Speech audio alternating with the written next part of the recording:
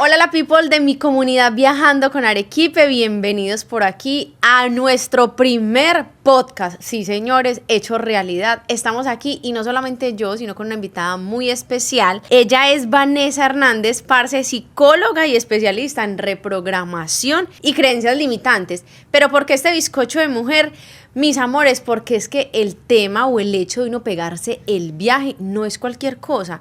No se trata solamente de coger y salir y dejar todo para tirar a nuestros países y salir corriendo, que eso lo veníamos conversando en otro espacio, sino de qué es todo eso que uno se carga, qué es esa vaina que uno se carga, listo, hasta dónde me la llevo y si me la llevo con la intención de digerir y de integrar la información o si solamente me la estoy llevando en la maleta que finalmente termina pesando. Entonces nada, mis amores, por aquí Vane, bienvenidísima. Gracias. Contame, parce, un poquito de vos, contanos a todos un poquito de vos y nada, arrancamos este viaje. Muchas gracias.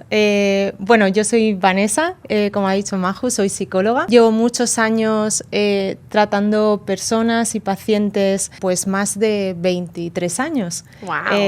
Y habré tratado a miles de personas. Y la base principal del tratamiento de la terapia siempre ha sido, pues bueno, vencer creencias limitantes, que son los frenos que tenemos en nuestro día a día, pues para ejercer cambios o para hacer cualquier tipo de cosa que no esté dentro de nuestra rutina. Y de ahí el tema de la reprogramación mental, es decir, al cambiar esas creencias reprogramamos tal cual venía nuestra mente anteriormente. Vane, una pregunta, si yo me quiero ir para la mierda y más allá, o si alguien de mi comunidad se quiere ir para la mierda y más allá, ¿qué es esa vaina con la que yo me tengo que ir? ¿Cuál es esa claridad que yo tengo que tener, parce, antes de empezar el viaje? Bien, independientemente de desde dónde venga cada uno para empezar el viaje, porque entiendo que cada persona vendrá de un lugar diferente, ¿no? Habrá gente que a lo largo del tiempo se habrá sentido quemado o se habrá sentido desgastado y habrá llegado a un punto de decir yo no puedo más con mi vida. Sí, sabes que te cuento algo y es que mi historia es, si bien yo me divorcié hace un par de años atrás, tuve también un tema de unos tumores en la garganta y llegué a un punto en el que estar en una oficina detrás del computador a mí me empezó a agobiar. Y cada vez que yo estoy en una reunión, en un espacio, inclusive en mis redes, yo cuento esa historia y me he dado cuenta que personas de esta comunidad llegan aquí no solamente porque ya se mamaron de la oficina, sino también o porque se divorciaron o porque tienen un tema de salud. Llegan por diferentes motivos, de acuerdo Exacto. con eso. Cada quien con su propio viaje y en su propio momento. Entonces, sea por Y, Z o lo que sea, ¿cuál sería el punto o esa claridad que yo tendría que tener? Vale, la claridad nos va a dar varias cosas, ¿vale? No podemos esperar que el momento sea el idóneo, el ideal, ese momento no llega nunca. La claridad nos la va a dar, por un lado, y lo primero es qué es lo que no queremos. Es lo más fácil. Si nos contamos verdad, todos sabemos que si estamos en ese punto, sabemos lo que no queremos de nuestra vida. Y a partir de ahí tenemos que empezar a pensar qué es lo que queremos, que viene la parte difícil, ¿no? Cuando tú te enfrentas a un cambio nuevo, la mente entra en un conflicto entre lo que tú ya conoces, ¿no? Que es tu vida, la que tú controlas, la rutina, ¿no? Que por incómoda que sea, es la tuya, ¿vale? Con algo totalmente nuevo, es decir, con asumir el riesgo de dar un cambio a algo desconocido. Date cuenta que de lo conocido a lo riesgo, cambio, desconocido son 3 palabras que son totalmente enemigas. A lo nuevo por explorar, a ese salto, yo le digo a la comunidad y es pegar el salto con o sin miedo, pegar el salto al vacío sin saber qué es lo que hay allá, es experimentar eso nuevo y ese cambio, que eso da muchísimo miedo, inclusive uno puede pasar semanas, meses, años, frozen, quieto y decir no, es que no voy a dar el paso a por miedo a y se queda. Yo inclusive cuando tiro publicaciones, y ahorita justo estaba en algo así, cuando tiro publicaciones yo digo, ¿usted va a seguir viendo yo cómo viajo o usted va a dejar de scrollear y va a pegar el salto? Totalmente. Entonces, cuando llegamos a ese conflicto entre lo conocido y lo desconocido, esas 3 palabras son unas enemigas del ego. Siempre queremos estar en lo seguro, ¿vale? En la zona de confort. Exacto. Entonces, ahí es donde nosotros tenemos que entender que nos han educado a que el miedo es algo negativo. Y el miedo no es nada negativo, es una emoción como otra que tiene su función y es alertarnos de que algo nuevo viene. No tiene por qué ser un potencial peligro, porque date cuenta que el miedo reacciona como si algo peligroso se fuera a acercar. Pero afortunadamente vivimos en una sociedad de bienestar y no estamos en peligros. Realmente nuestros peligros son emocionales, sociales, familiares. Y ante esos peligros es donde tenemos que aprender a gestionar el miedo y tomarlo como una emoción más. ¿Qué es el miedo? El miedo es la reacción que de forma instintiva vas a tener cuando te enfrentes o a un potencial peligro o a algo totalmente nuevo, donde tú tienes que asumir un riesgo y no sabes qué se te viene después. ¿Vale? Entonces, si nosotros reeducamos nuestra parte mental y entendemos que el miedo no es que haya un peligro, sino que estamos saliendo de lo que conocemos y es una oportunidad. Es decir, date cuenta que cuando una persona está en un mal momento, de forma indirecta le pide a la vida todo el rato: yo no puedo más, que esto cambie, yo no puedo más, ¿no? Y cuando se te presenta la oportunidad, porque la vida te la pone delante, ¿no? Entonces viene el miedo y te dice: cuidado, que ¿dónde vas? Si tú aquí no estás tan mal, ¿no? Vale, te pone a dudar, te pone a parar, te congela. Te congela. Entonces, si nosotros aprendemos a que el miedo no es síntoma de que algo negativo viene, sino de que es algo de que nos espera algo mejor, de que al final no deja de ser una emoción que nos está alertando de eso y que si la dejamos convivir con nosotros se va a pasar y hacemos las cosas pese a ese miedo, llegará un momento en el que entendamos que la probabilidad que hay, esto es otro tema de creencias, la probabilidad que hay de que ocurra todo eso que mi mente me está diciendo, todos esos posibles escenarios negativos, todos a la vez, que me está diciendo que van a ocurrir, la probabilidad que de que ocurran es prácticamente ninguna. Entonces llega un momento en el que yo me puedo enfrentar a la situación pese al miedo. Y con el miedo, evidentemente... ¿Qué pasa si uno cruza ese miedo? En este caso, y con la people de la comunidad, es pegues el salto de empezar a viajar con hospedaje y comida gratis alrededor del mundo, ¿cierto? ¿Qué pasa si la gente pega el salto y se llena de miedo durante el viaje? ¿O debió haber soltado ese miedo? ¿O qué tuvo que haber hecho para, o qué tiene que hacer para manejar y sobrellevar ese miedo durante el viaje? Vale, yo siempre recomiendo, antes de dar el salto, haber tomado conciencia de que vamos a tener que asumir que el miedo va a ir con nosotros como un compañero de viaje y que no pasa nada. Es como cuando una persona está alegre, siente alegría. ¿Por qué no puedo sentir miedo cuando realmente estoy en una situación que es nueva para mí? Por otro lado, yo les recomendaría que tengan muy, muy, muy claro y que no se les olvide antes de empezar el viaje por qué están empezando ese viaje. Es decir, ¿qué es lo que no quiero? Además, es que les va a ayudar escribirlo y volver a ese cuaderno cada vez que tengan un momento de debilidad.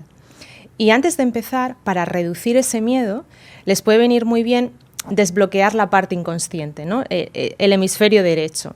Y es muy fácil, al final tenemos que acceder a ello a través de símbolos, no de razonamiento lógico, ¿vale? Pues puedes encontrar un momento que lo puedes repetir a lo largo de los días antes de empezar el viaje, donde te pones una música relajante, emotiva, cierras los ojos, eso te va a desbloquear la parte inconsciente y a partir de ahí visualizar lo que te gustaría que ocurriera.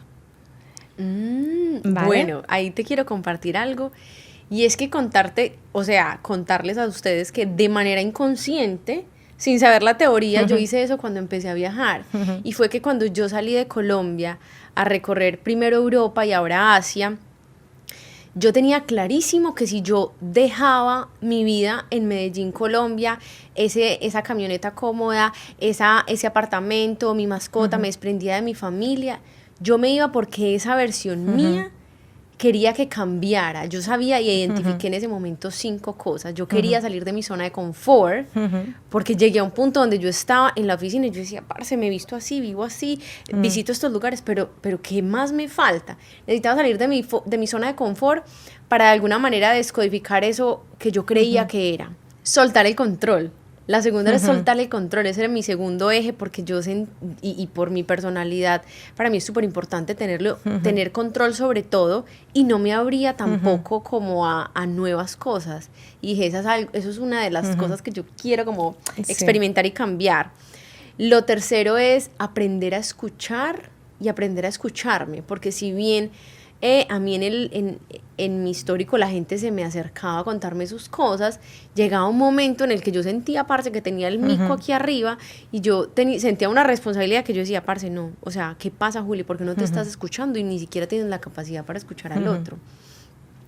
La siguiente es aprender a respirar. Después del tema que yo tuve con los tumores, siento que inclusive llegué a un punto de hacerlo de manera inconsciente. Yo puedo estar, eso se sigue trabajando en el camino, pero llegaba un punto que yo hablaba súper rápido y me ahogaba. Entonces tenía que parar y respirar profundo. Y yo decía, uy, parce, espérate, se te está olvidando respirar, ¿qué pasa? Y la última, aprender a recibir. Hay tantas mujeres que somos todopoderosas, que podemos con todo, que nos despertamos todos los días con ganas de hacer un montón de cosas porque o la vida nos ha puesto ahí o porque nos disfrutamos hacerlo de manera inconsciente, no nos damos cuenta por qué lo estamos haciendo. Y se nos olvida recibir. Estamos tanto en el dar, yo doy, ven, ¿qué más? Hasta un vaso de agua. Es como fuera de lo normal que a mí me inviten a un vaso de agua. Yo siento que te tengo que devolver el vaso de agua con el plato, con el postre. Sí. Es como que wow.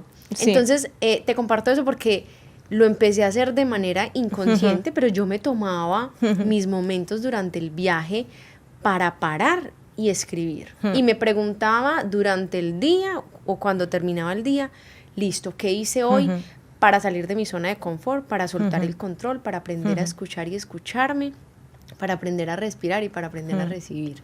Es muy importante tener muy claro los motivos por los que sales y qué propósitos te planteas. Porque igual que te he dicho que nos han maleducado acerca del miedo, a lo largo de los años nosotros hemos pensado que somos de una determinada manera, ¿no? O sea, nos han educado en base a que tú tienes que cumplir con una determinada identidad. Y cuando te planteas dar ese viaje, también abandonas esa identidad y abandonas el concepto que todo el mundo tiene de ti. Y de repente dices, bueno, ¿y ahora quién soy? En mi caso, por ejemplo, yo toda la vida he crecido con la idea de cuando yo era niña, lo que más resaltaban de mí era que era buena, era una niña buena. Y luego crecí y seguía siendo una persona buena y siempre era buena, ¿no? O sea, ya eres mala en ese momento. Todavía no lo conseguí. Estoy en ello. Pero sí que es cierto que algo que parece una virtud, ¿vale? Y es como que desde fuera las mujeres tenemos que ser buenas, para mí se convirtió en una condena sin darme cuenta, porque lo que esa niña recogió fue que me quieren porque soy buena. Para ser buena hay que hacer las cosas bien.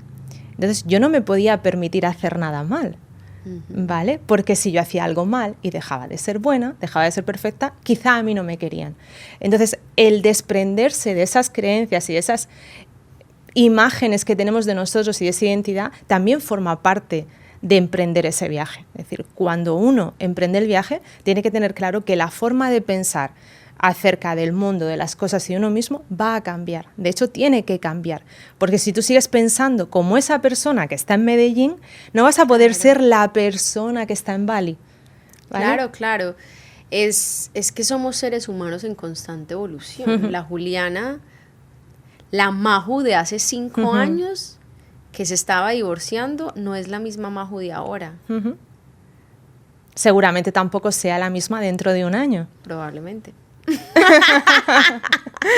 Efectivamente, y eso es lo bueno. ¿Y dónde vamos a estar? Pero ese dónde vamos a estar y qué versión vamos a tener en un futuro se hace accionando desde ya y mirando para dónde voy, pero tomando acción. Claro, pero date cuenta que lo bonito que nos resulta a nosotras cuando lo estamos diciendo, por lo menos la sensación que yo tengo, es ¿y dónde estaremos dentro de un año? ¿No? Porque estamos en esa actitud de abiertas a la vida, a ver qué nos trae la vida y bueno, pues seguramente todo bueno, pero sin embargo cuando estás en la postura de arrancar el viaje, te puedo asegurar que no tienes esa misma sensación. ¿Vale? Tienes la sensación de todo desconocido, todo peligroso, yo no sé si voy a saber, si voy a poder. Por eso el primer punto, la claridad, te viene teniendo en cuenta o teniendo muy claro qué es lo que tienes que pensar, pese a que tu mente antigua te diga lo contrario. Y a partir de que emprendes el viaje, ya, pues uno ya tiene que empezar a hacer, evidentemente. Listo. Una vaina es las conversaciones que uno tiene con uno, sí, ¿cierto? Que uno dice, sí, ahora sí me voy a pegar el viaje, voy a hacer este cambio, me voy a ir para allá, quiero entender, quiero integrar.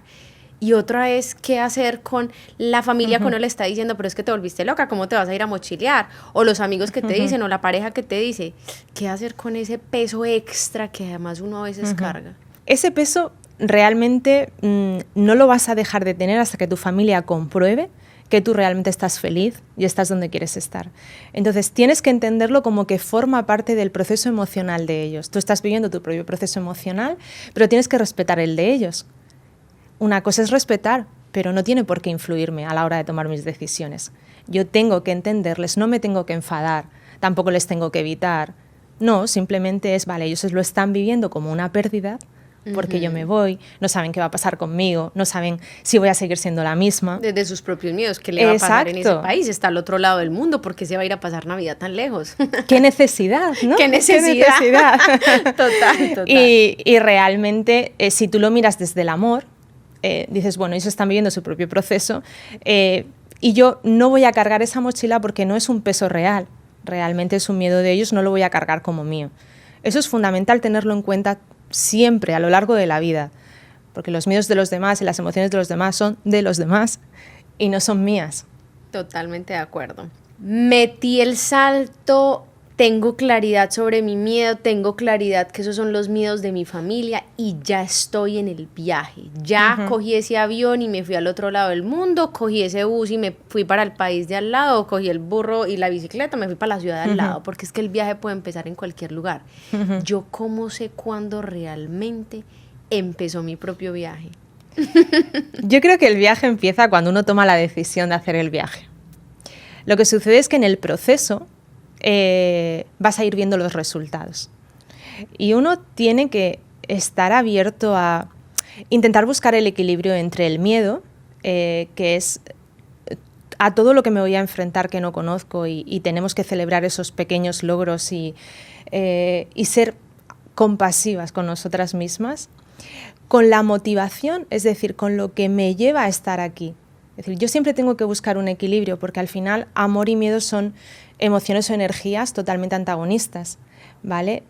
Cuanto más miedo tengo, menos amor o motivación por las cosas, es decir, me paralizo, no me apetece hacer nada, ¿vale? Sin embargo, cuando reduzco el miedo, mi motivación hacia todo aumenta, ¿vale? Entonces tengo que buscar el equilibrio entre reducir el miedo, aceptándolo como que forma parte de mí y que no es un enemigo, todo lo contrario, con hacer cosas que realmente me acerquen a esa persona que quiero ser. Es decir, no puedo ser mi nueva yo y pensar como mi antigua yo. No puedo ser mi nueva yo y actuar como mi antigua yo. Entonces, ayuda a que visualices a esa persona y que empieces a hacer pequeños cambios, que actúes como si fueras esa persona. Pero pequeños, tan pequeños como si yo antes me levantaba y lo primero que hacía era tomarme un café, pues mañana decido que lo primero que hago es abrir la ventana, salir, respirar, tomar conciencia y ya después me tomo el café. ¿Vale? Pequeños cambios que hagan que yo me acerque más a esa idea. Entonces, en el viaje vas a tener la oportunidad de acercarte más a esa versión de ti. Pero tienes que hacer el trabajo. En el fondo, entonces, son acciones. O sea, son pequeñas acciones que yo voy haciendo. Vale. Realmente el camino real, el lógico, es primero va el pensamiento, después va la emoción y después va el comportamiento. ¿Qué? Explícame eso. Vale, nosotros en función de lo que pensamos o en función de lo que interpretamos que ocurre fuera, nos sentimos de una determinada manera y en base a eso actuamos, ¿vale? Ante un mismo hecho, tú puedes interpretar, imagínate que estamos en un bar, tú interpretas que hay unos chicos mirándonos y que estás ligando con ellos y yo interpreto que se están riendo de nosotras, ¿vale? El hecho es el mismo, ¿vale? Pero tú te vas a sentir guapa, mira, nos están mirando y eso te va a llevar quizá pues a estar tranquila, coquetear y yo que siento que puede ser que se estén riendo de mí, me voy a encoger, quizá me enfado, les evito y evidentemente no voy a hablar con ellos. Y el hecho es el mismo. Entonces lo que ocurre siempre es que la persona lo primero que siente es que tengo miedo. Vale, sí, pero tú para haber tenido miedo o para haber sentido frustración, previamente has pensado algo, has interpretado algo o no pensado porque te ha venido un recuerdo o ni siquiera eso. O sea, llevamos toda la vida pensando y archivando. Nuestra mente es como un ordenador. Entonces, la mente detecta alguna situación en la que tú ya has estado, lo rescata y hace que te sientas de una determinada manera. Y en base a eso actúas. ¿Qué sucede ante tu pregunta? Que podemos coger un atajo. Y es decir, vale, yo voy a actuar como si fuera esa persona. lo que provoca que mi emoción cambie y con el tiempo yo termine pensando como esa persona. Es como engañar a la mente. O sea, ahí termino reprogramando. Sí. Ok.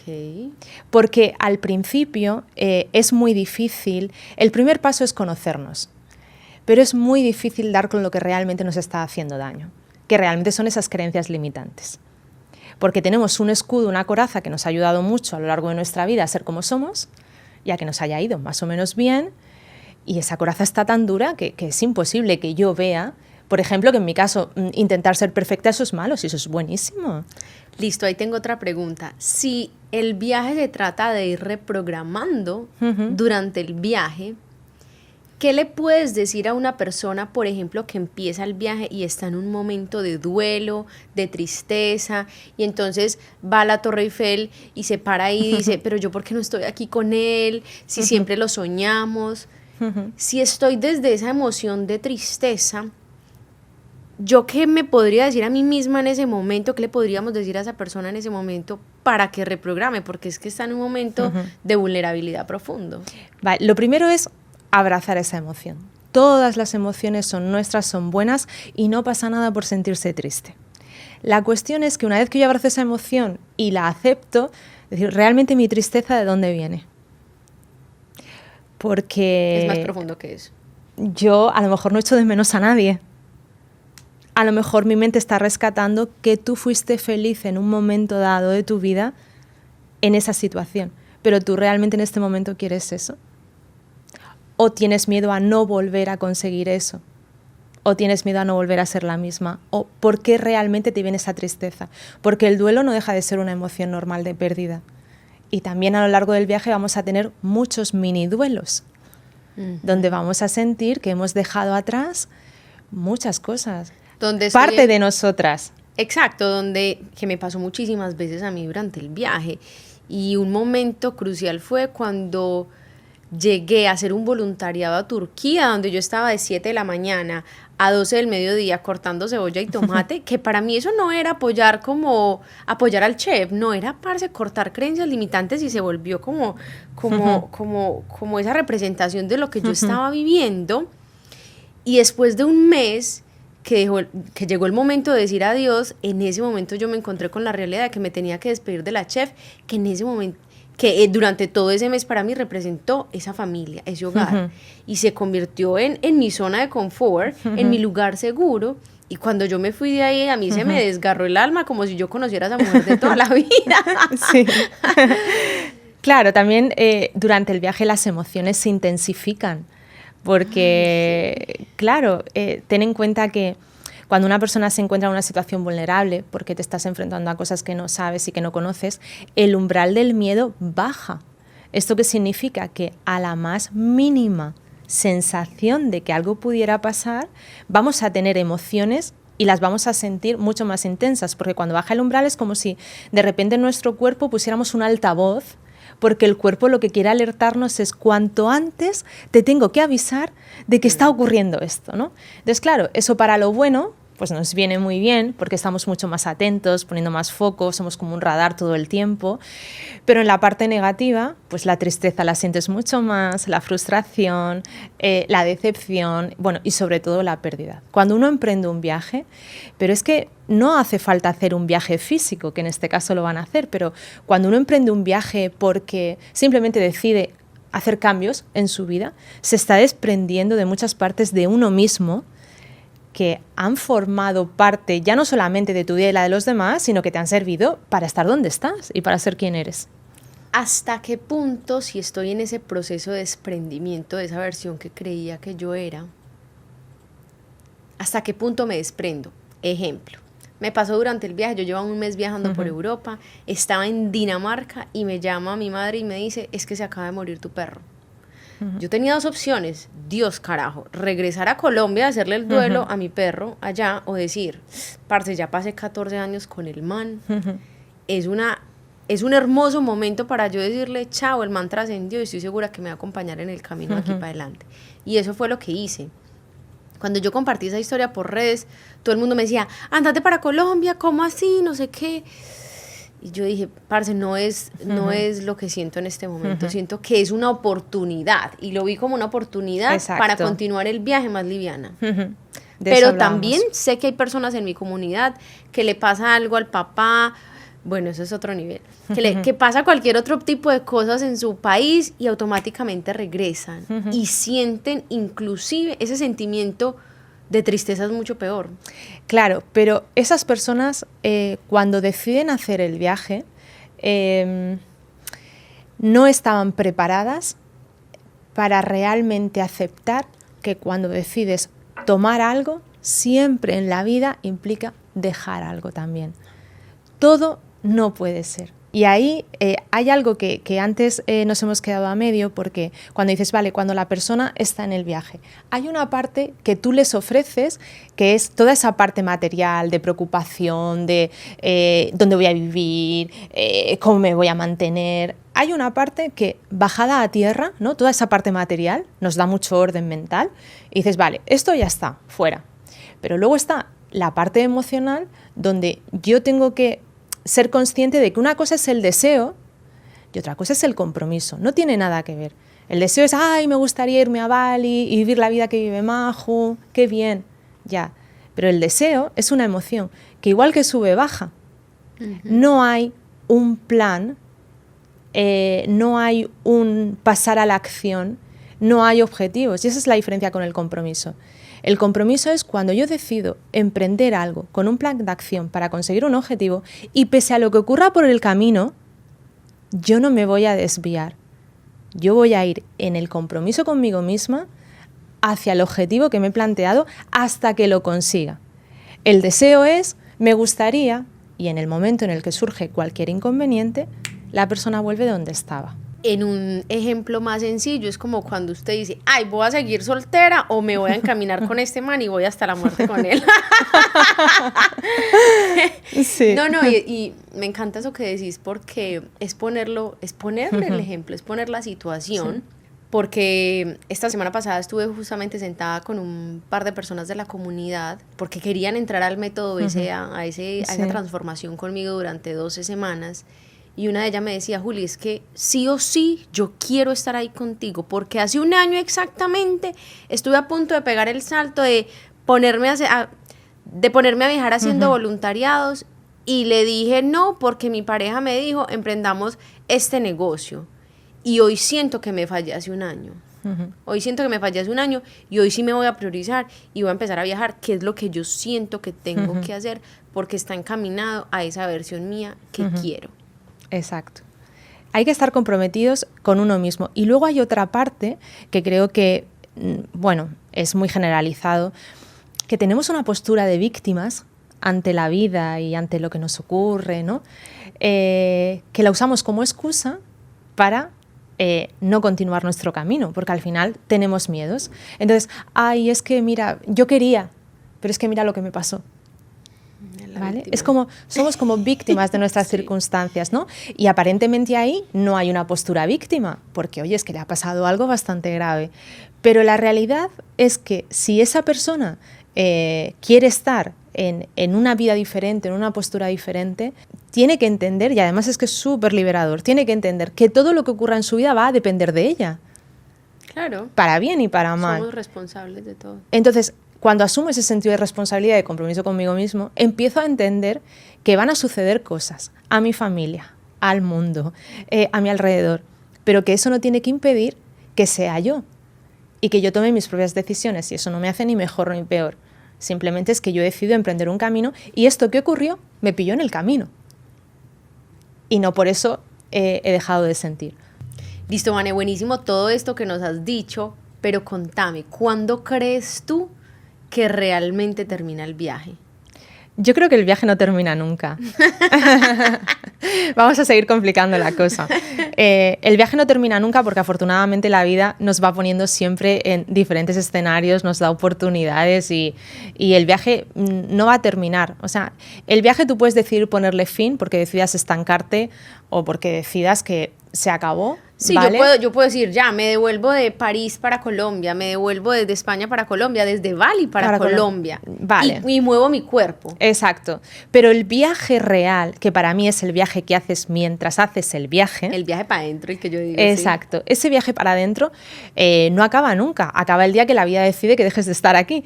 Pero no acaba. Y lo bonito es que no acabe. Porque tenemos que estar siempre desde el aprender y desde el superarnos y al final también la vida te va poniendo en escenarios.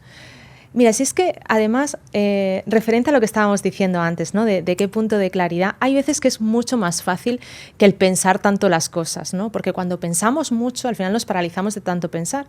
Y cuando estamos en lugares donde ya no pertenecemos, y donde ya no es mi sitio, sea una relación, sea un trabajo, sea una vida, lo que sea, ya se encarga la vida de ponerte situaciones complicadas y difíciles. Si nosotros queremos realmente atender y ser conscientes y vemos que la vida nos está moviendo, quizá a lo mejor tendríamos que pararnos a pensar que la vida tiene preparado algo mejor para nosotros y cuando la vida decide echarte a empujones de un sitio, decir, vale, le voy a hacer caso.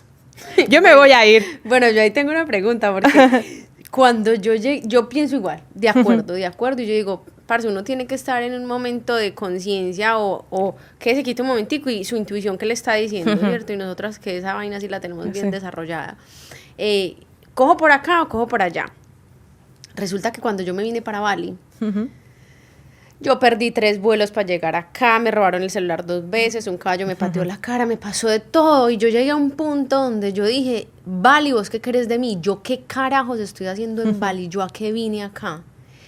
Y también durante mi estadía aquí, mi viaje interno, he entendido que cada vez que yo me pregunto yo qué carajos estoy haciendo aquí, es cuando cruzo esa línea de es porque algo fantástico viene. Exacto. Eso no iría en contra de lo que acabas de decir. Sí, sí, sí. Además es que, mira, una de las preguntas que nos puede ayudar mucho cuando nos surgen esas dudas, más que el qué o el por qué, es el para qué, ¿no? ¿Para qué estoy yo en Bali? O sea, eso me puede dar muchísima más claridad. Porque ¿por qué? Bueno, pues lo decidí por esto, por lo otro, ¿qué? Pero ¿para qué viniste tú a Bali? Y ahí, de repente, vas a encontrar muchísima más claridad. Pues vine porque no quería esto, no quería lo otro. Y quería esas 5 cosas que has dicho, ¿no? Ese propósito. Entonces, encontrar el propósito. Es ahí cuando yo decido si quiero estar o no. Si decido estar o no, para encontrar probablemente esa nueva Juliana, esa nueva Majo que se va a transformar. ¿Y en quién se va a transformar? Que será esa que vamos a conocer en un año. Claro, y hay algo muy útil ahí que la gente puede hacer y es empezar también a hablarse de otra manera, ¿no? De tendría que haber cogido el vuelo, no tendría que estar aquí, es que debería de haber estado más atenta. Pero ¿por qué nos hablamos así? ¿Vale? ¿Cómo me hablo? Hay que hablarnos con mucha más suavidad, con mucho más amor. Y es tan fácil como decir, bueno, me hubiera gustado coger el vuelo, pero lo perdí.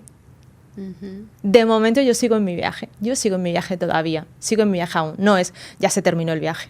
Debería de estar ya en Bali. Bueno, si yo sustituyo los debería, los tendría por me gustaría o he elegido estar en Bali, mi cerebro de repente se relaja porque no está en una situación de amenaza y empiezo a percibir las cosas de otra manera. Hay muchos pequeños hábitos que tú puedes hacer, que puedes cambiar en el día a día, que evidentemente con constancia y repetidos en el tiempo te van a dar lugar a grandes cambios. Perfecto, entonces podríamos decir que esos cambios que yo puedo hacer durante el viaje o esa invitación que tú nos haces hoy son pequeños momentos de introspección uno con uno, de llevarlo a la acción, de ponerlo físico y sacar el espacio físico para hacerlo, para escribirlo y además tener conciencia también en el cómo me hablo durante el día. ¿Crees entonces que esos serían como los pasos para uno encaminarse en su propio viaje interno y hacerlo de la mano de uno mismo bien llevadero? Serían como pasos que son muy sencillitos que puedes hacer, pero para mí el más importante, que quizá no sea tan sencillo, es retomando lo que dijimos al principio de vamos a ponernos una música emotiva, me relajo. Lo más importante sería encontrar momentos de presencia absoluta para que esa parte nuestra que nos ha bloqueado, que nos ha limitado, salga. bajado a tierra. Si yo me he exigido toda la vida ser perfeccionista, me he exigido toda la vida que no podía fallar, me he exigido toda la vida cualquier cosa, tiene que haber un por qué me lo he exigido y para qué. Y yo tengo que intentar identificar de dónde me viene eso. Lo normal es que ese patrón emocional no sea ni mío. A lo mejor lo heredé de mi madre, de mi profesora de canto, no lo sé, pero es muy importante que tengamos ese nivel de conciencia, que evidentemente es un aprendizaje, lo iremos adquiriendo a lo largo del viaje y llegará un momento en que nos hagamos expertas, porque todo empieza ahí. Yo no puedo cambiar algo que no sé, que no conozco. Entonces, es muy importante que en el viaje estemos muy atentas a nosotras mismas y que intentemos identificar por qué nos sentimos como nos sentimos, por qué pensamos así y por qué hacemos así. Porque si queremos realmente dirigir nuestra vida y ser otras personas, necesitamos desprendernos de eso que no queremos que llevamos dentro. Las emociones siempre son una reacción, siempre. La emoción no nace sola. Y la emoción se relaciona con algo que me pudo, con una imagen, con un recuerdo, con algo, y vuelve y sale en el camino. Realmente la emoción viene, cumple la función que tenga que cumplir y se va. O sea, lo que se queda es porque tú la retienes, porque tú piensas acerca de ello. El sentimiento. El sentimiento, exacto. O sea, lo que tú interpretas, lo que tú piensas de lo que ha pasado, eso es lo que retiene la emoción. O sea, por ejemplo, cuando hay una ruptura, tú tienes tristeza. La tristeza, si tú no la alimentas con todo lo que piensas, ¿vale? La tristeza pasaría muy rápida. Pero lo que queda es ese sufrimiento de ¿y por qué a mí? ¿Y por qué no me quiso? ¿Y por qué me hizo esto? ¿Y por qué? Eso es lo que permanece y eso es lo que nosotros retenemos. Pero la emoción viene y va. Entonces, si nosotros aprendemos a jugar a nuestro favor con las emociones, puedes aprender un montón de ellas. Porque te ayudan, siempre te ayudan. El problema es cuando la emoción se queda y empieza a no ser adaptativa. Es decir, yo me puedo sentir culpable en un momento dado porque digo, ostras, le he hablado mal a esta persona, me ha pillado mal, ¿no? Vale, pues le pido disculpas, nunca más vuelva a pasar, perfecto, la emoción de culpa se va. Pero si yo adopto por costumbre sentirme culpable todos los días, por todo, y pido perdón por existir, ahí ya no está cumpliendo su función. Ahí realmente está encerrando mi miedo a decepcionar, mi miedo a lo que pienses de mí, mi miedo. Entonces, dependiendo del extremo de la emoción, pues te va a servir o todo lo contrario. O sea, si usted se quiere empezar a pegar ese viaje, antes del viaje, déjeme, mi amor, contarle que este bizcocho de mujer está próxima a lanzar un programa para que usted empiece en ese acompañamiento. Así que, mi amor, empiécela a seguir. ¿Cómo estás en redes sociales, Vane? Psicóloga_Vanessa Hernández. Perfecto, entonces, mi amor, empiece desde ya a seguirla para que empiece su propio viaje, que por aquí estamos con todas las herramientas, con todo el amor del mundo, listos para recibirlos y a saltar con o sin miedo. Nada más que decir.